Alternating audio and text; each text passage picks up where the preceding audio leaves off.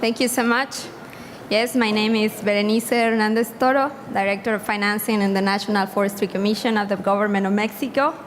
And I am here this week for meetings of the climate investment funds who provide funding for sustainable development, including forestry. Let me show you a picture of the place where I was born. It's located in the mountains of Oaxaca, and it was a great place to grow up in.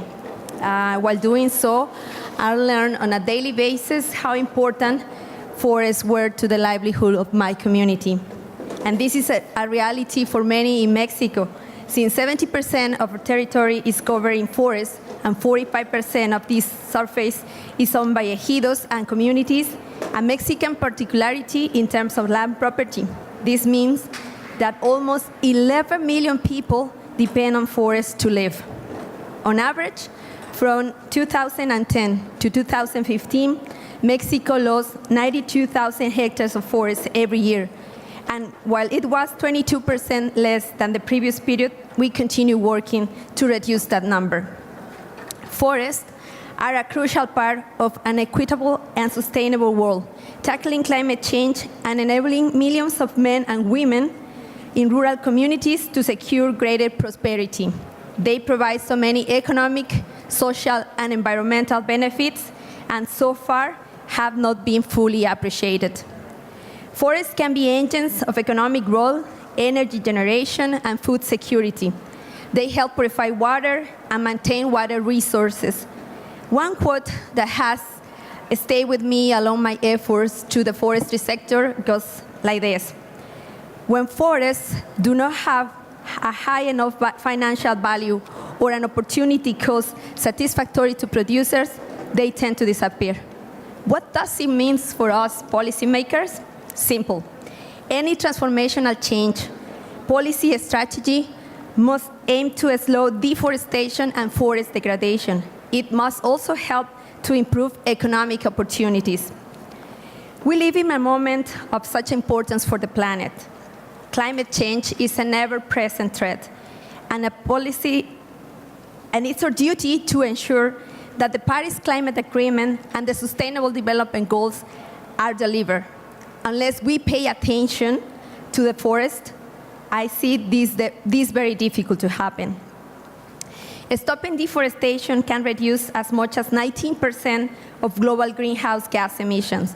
Up to another 10% of emissions could be sucked out of the atmosphere by regrowing forests which have been cut down. That's because forests act as a sink, sucking up carbon emissions which would otherwise pollute the atmosphere. Sustainable forest management has been on the political agenda since 1992 Rio's Air Summit, and there's been a decade of dialogue at the UNFCCC. There has been lots of progress in the past 2 years. This helped build momentum towards the inclusion of something called REDD in the Paris Agreement. This stands for reducing emissions from deforestation and forest degradation, conservation of forest carbon stocks, sustainable forest management, and enhancement of forest carbon stock. Essentially, this provides financial incentives for developing countries to better protect, manage, and sustainably use their forest resources. In doing so, they help conserve biodiversity and tackle climate change. 75% of the world's poor are rural and depend on healthy landscapes for their livelihoods, food security, and development opportunities. In remote rural areas, forests are often the main resource on which to build an economy and can provide a safety net in times of extreme hardship, such as when droughts hit. Forests are particularly important to the indigenous peoples who live in them. When we lose forests, we aggravate climate change and damage biodiversity. And indigenous peoples and rural communities lose their greatest source of livelihoods, tearing the social and cultural fabric. That's why the climate investment funds have been focusing on forests since their inception. Their forest investment program has grown from 8 countries to 15. This makes it an even more informed group of actors with diverse constituencies and experiences from which we can learn and share. The government of Mexico is deeply committed to contribute to the international agenda on environment and sustainable development. Our national development plan includes a national forestry program. This has the ultimate goal of achieving economic sustainable growth that preserves the natural resources and environmental services that are crucial to our well-being. Ready Mexico is based on sustainable rural development. It implies that all sectors related to forests must coordinate their activities to achieve an integrated land management. And actually, I'm going to give you some great-breaking and good news on that subject. The biannual UN meetings on biodiversity are taking place right now in Cancun. And this Sunday, our Minister of Environment and our Minister of Agriculture have signed an agreement to work even more closely together in order to preserve forests and limit use change for agriculture. This matters because agriculture is one of the main drivers of deforestation. Having this approach in mind, we are implementing very innovative schemes under the Forest Investment Program, with an initial financing of $60 million that has leveraged almost $100 additional million from national and international sources. $350 million of this comes from the World Bank. In the past 12 months, the World Bank and the FIP have been working with Mexico and contributing to improve the livelihoods of about 3,000 forest communities throughout the country through sustainable management of forestry and services. Approximately 88% of this funding goes directly to small-scale projects proposed, prepared, and implemented by ejidos and communities.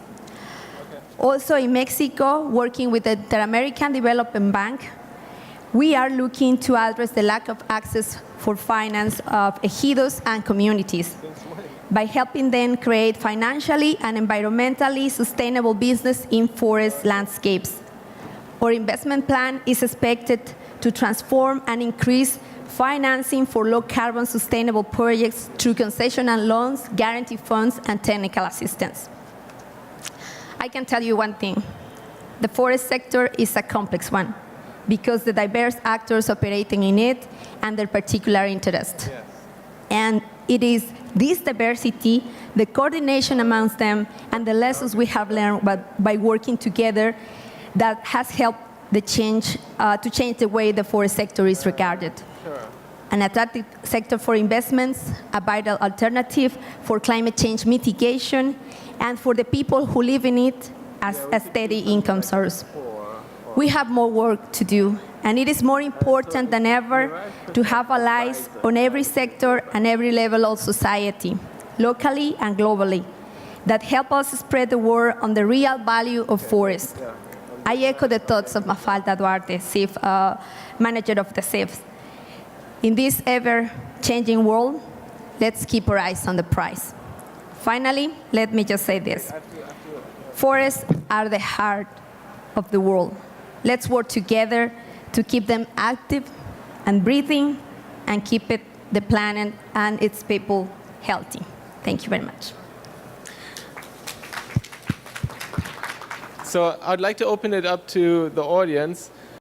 Hi, my name is Paula, and a lot of the deforestation that goes on nowadays is because of corporate companies that are basically corrupt.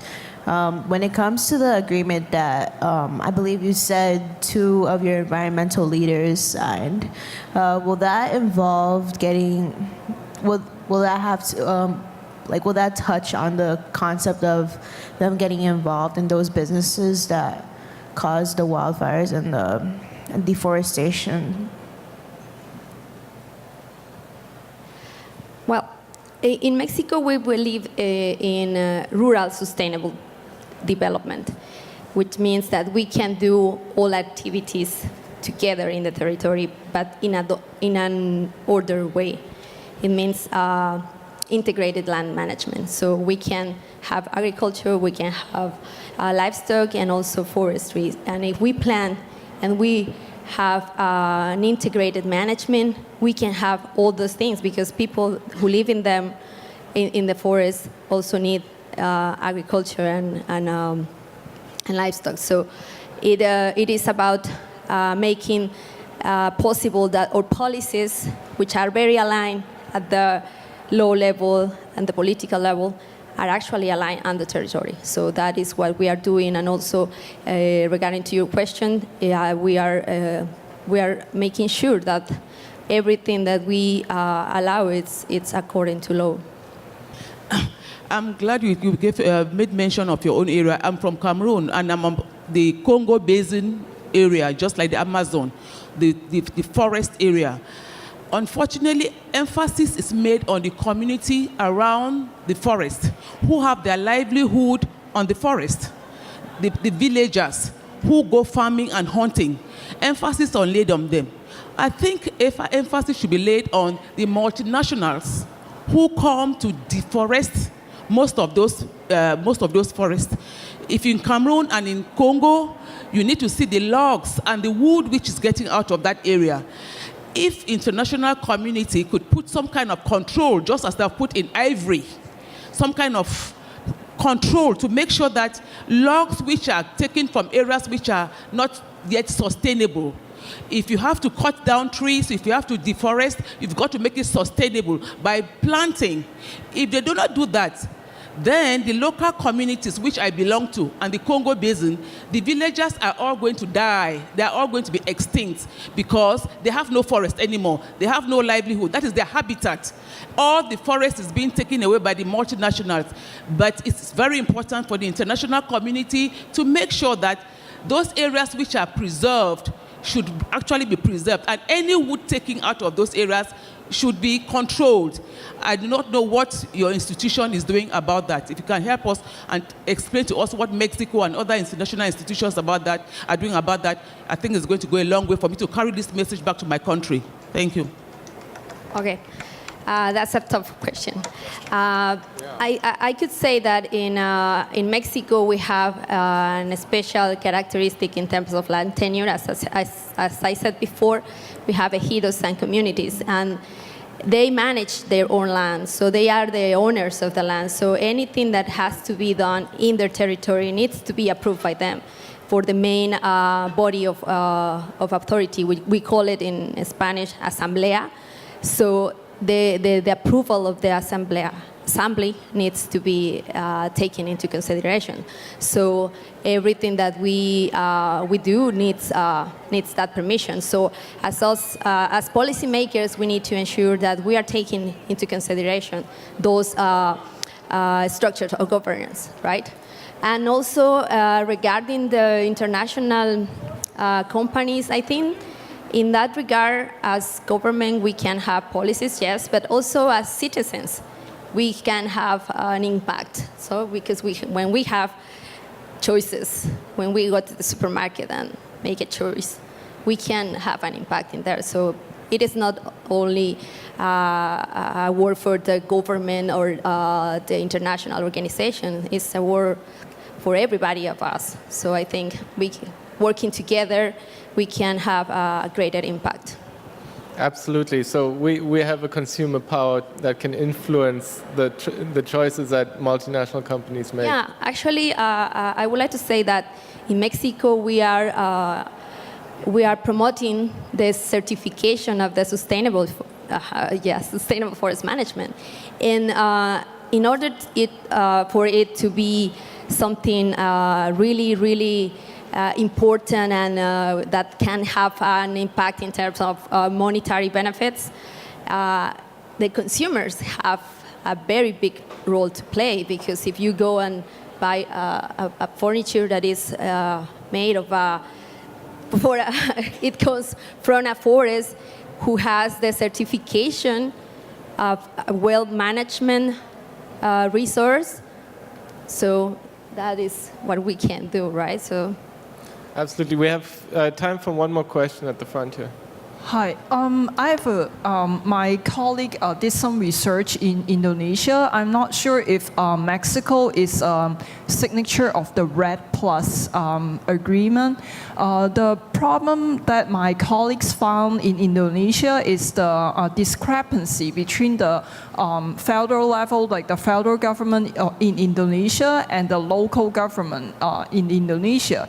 It seems the money, the international money, got stuck in the federal level, while the local government are really consider not the carbon or the biodiversity, but actually like more like the short-term palm oil benefits. So could you please share with us that your experience in Mexico, if the local government at the local level people are really concerned about like the biodiversity or the carbon sequestration of the forest, and how is the central government and the local government is like correlating with one another? Thank you. Yes, I can share with you that in Mexico we have 3 different levels of government: the federal, the state, and the municipal level. And also, as I mentioned, ejidos and communities play an important role, and they have their own governance structure. So when we were developing our national RED strategy, we took into consideration all these views. So we developed a strategy that takes into account the views of local communities and the way that the federal government can have the policies so we can work together. So we have lots of consultations and different workshops, and also we present the first draft, and we receive comments, and then we presented another draft with the comments included. Are you guys on RED+? Oh. And with that, we don't want to take more of your time. We want to thank you very, very much for your time and for inspiring us to show that, the forests are the lungs of our world and they need to be protected. Thank you very much. Thank you.